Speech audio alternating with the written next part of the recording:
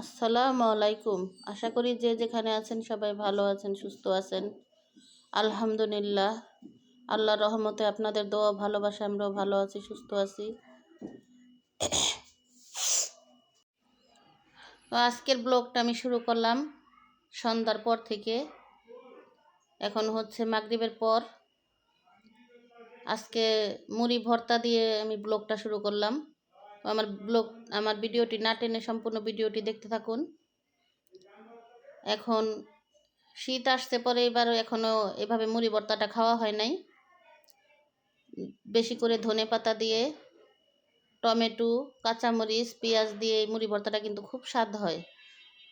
তো এখন আজকে আমরা বানাবো, বানিয়ে আজকে এই দিয়ে সন্ধ্যার নাস্তা আমরা করব। তো এইভাবেই আজকে আমরা সন্ধ্যার নাস্তাই মুড়ি দিয়েই করব। এখন এই যে মেয়ে আমারে পেঁয়াজ, মরিচ, টমেটো এগুলো কাটা দিল। আর আমার আগেই মুড়ি চালা টালা ছিল। এখানে সরষের তেল, তারপরে এখানে আমি একটা ম্যাজিক মশলা ব্যবহার করব, কারণ এই মশলাটা দিলে মুড়িটা ঘেরান হয়। এই কারণে এই মশলাটা আমি দিব। আজকে তো অনেক দিন যাবত কোথাও বেরোই না, কোথাও বেড়াইতেও যাই না, ঘুরতেও যাই না। মনটা অনেক খারাপ, কারণ মানুষে কিন্তু একা একা ঘরে থাকলে কিন্তু এমনিতেও মানুষের মন শরীর দুটোটাই খারাপ হয়ে যায়। তো এখন বলতাছি, দেখি মানে দুষ্টামি করে বলতাছি, দেখি কোথায় যাইতে পারি, একা একাই যামু। এখন আমারে উনি বলতাছে, কই যাইবা, একা কোনো জায়গায় যাইও না। এখন একা না যেয়ে উপায় কি বলেন? উনি তো অসুস্থ, তারপর মেয়েও অসুস্থ। আমার তো একা যাইতেই হইব, কারণ আমার খুবই খারাপ লাগতেছে, আমার অনেক ফাপড় লাগতেছে। কারণ আপনারা তো জানেনই আজকে 2 মাস যাবত আমি কোথাও বেরোই না। রুগী টানতে টানতেই আমার অবস্থা আরও খারাপ হয়ে গেছে। কারণ নাতিটা একটু ঘরে থাকলে একটু ভালো লাগে, মনটা দুষ্টামি করে, একটু হাসে, ঘর দিয়ে হাঁটে, একটু ভালোই লাগে। কিন্তু নাতিটা ভয়তে আনি না, কারণ ওরা তো বাসায় চলে গেছে, কিছুদিন ছিল এখানে। তো ওনার এখনও সম্পূর্ণভাবে শিলিটা শুকায় নাই, আর শিলিটা এখনও পুরাপুরি মিশে নাই। শিলি খুলে নাই, বলছে ডাক্তারে এমনিতেই ঠিক হয়ে যাইব, মিশা যাইব। তো এখন আনি না ভয়তে, কারণ ওই বাচ্চা মানুষ বোঝে না, গায়ের উপরে গিয়া ঝাঁপ দিয়া পরে দুষ্টামি করে, ওই তার বোঝে না। এই কারণে ভয়ে আনি না। এখানে আমি পেঁয়াজ, মরিচ, টমেটো, ধনিয়া পাতা এগুলো একসাথে মাখিয়ে নিলাম। তেল দিলাম, সরিষার তেল। এখন আমি মুড়িটা মাখাবো, চানাচুরও ঢাইলা দিছি। এখন দেখি মুড়ি ভর্তা আগে খাওয়া শেষ হোক, সন্ধ্যার নাস্তা খাওয়া শেষ হইলে পরে আবার রান্নাবান্নার আয়োজন।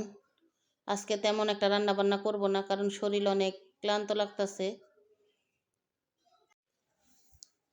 আজকে শুধু আলু ভর্তা, আলু সিদ্ধ দিয়ে দিছি চুলায় বসাইয়া দিছি, আলু, ডাল সিদ্ধ। তো আজকে আর রান্নাবান্না তেমন একটা করব না। এই মুড়ি ভর্তাটা আপনারা কে কে পছন্দ করেন কমেন্টে জানাবেন।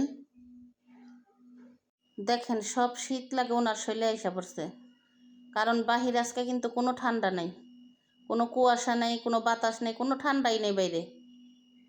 কালকে শুধু একটু কুয়াশা ছিল, তারপর ওরকম ঠান্ডা ছিল না।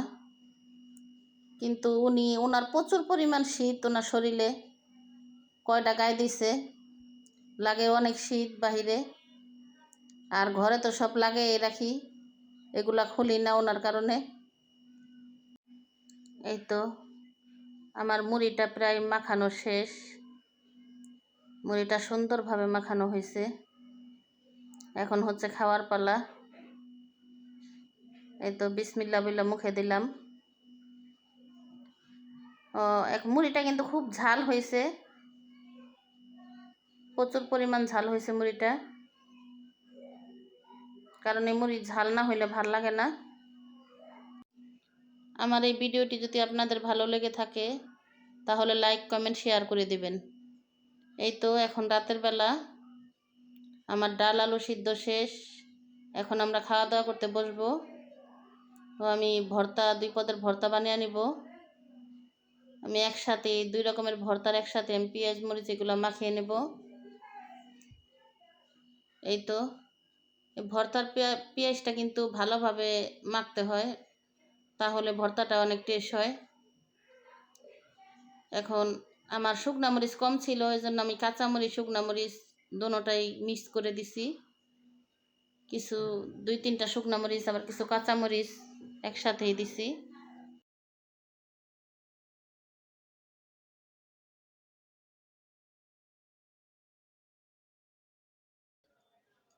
ডিমটা এখনো ভাজি নেই, মেয়ে ভাজতাছে। ঠিক আছে। এই তো এখন আমি আলু ভর্তাটার ভিতরে আর একটু সামান্য পরিমাণ তেল দিলাম, কারণ পেঁয়াজ মরিচের ভিতরে অল্প দিছি, কারণ আলু ভর্তা একটু সরিষার তেলটা একটু বেশি লাগে। এই তো এখন আমি আলু ভর্তাটাও মাখায় নিতেছি। এগুলো হলো নতুন আলু ভর্তা ভালোই লাগে। সাথে আরেক রকমভাবে বানান যায়, আলু সিম টমেটো এগুলা দিয়েও একসাথে আলু দিয়ে বানান যায়। এই তো আমার আলু ভর্তাটাও মাখা শেষ।